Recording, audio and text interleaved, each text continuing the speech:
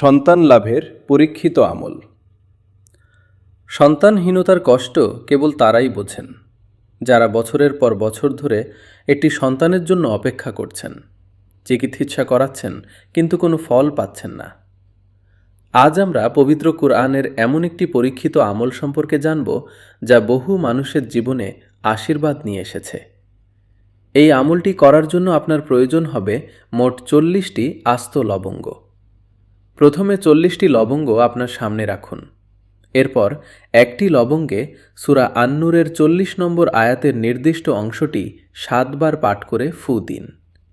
এভাবে প্রতিটি লবঙ্গে আলাদাভাবে আমল করে মোট 40টি লবঙ্গর উপর ফু দিন।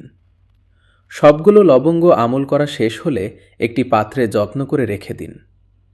স্ত্রীর যেদিন মাসিক বা হায়েজ শেষ হবে ঠিক সেদিন থেকে লবঙ্গ খাওয়া শুরু করতে হবে। প্রতিদিন রাতে ঘুমানোর আগে একটি করে লবঙ্গ পানি ছাড়া চিবিয়ে খেতে হবে। এই 40 দিন স্বামী স্ত্রী সহবাস অব্যাহত রাখবেন। ইনশাআল্লাহ আল্লাহ চাইলে সন্তানের ব্যবস্থা হবে। আল্লাহ তাআলা সকল নিঃসন্তান দম্পতিকে নেক সন্তান দান করুন, আমিন। ভিডিওটি ভালো লাগলে লাইক দিন এবং শেয়ার করে অন্যদের দেখার সুযোগ করে দিন।